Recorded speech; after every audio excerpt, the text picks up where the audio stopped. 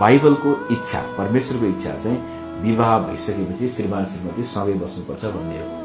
अनि तपाईँले 1 महिनामै विवाह गरेर विदेश जानुभयो भने तपाईँको श्रीमती तपाईँप्रति नै इमान्दार भएर बस्छ भन्ने के ग्यारेन्टी छ? पहिलो कुरा। दोस्रो कुरा, तपाईँ आफै पनि तपाईँको श्रीमतीप्रति इमान्दार हुनुहुन्छ भन्ने के ग्यारेन्टी छ? छैन।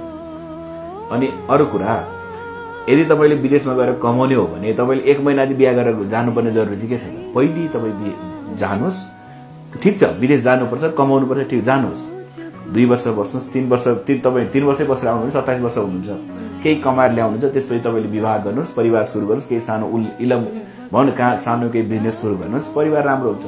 तर विवाह गरेर छोडेर जाने कुरा चाहिँ सरासर बेठिक हो।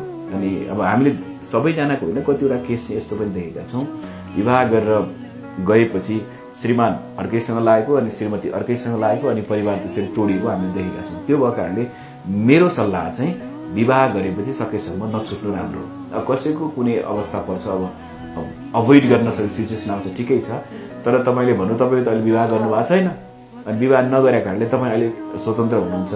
अब तपाईँको सायद कोही केटी छ, केटीले तपाईँलाई प्रेसर गरिरहेको छ बिहे गरेर मात्रै जाऊ भनेको छ भने तपाईँले उसलाई पनि भन्नुहोस् कि 2 वर्ष पर्ख भयो, केही पनि बिग्रिँदैन, 2 वर्ष पर्ख, अनि त्यसपछि म गएर केही पैसा कमाएर ल्याउँछु, त्यसपछि हामी विवाह गरौँला, त्यसपछि परिवार सुरु गरौँला, के गर्नुपर्ने इलम गरौँला। मेरो सल्लाह चाहिँ त्यही हो। जुन तपाईँको विचार छ म चाहिँ भन्छु गलत हो।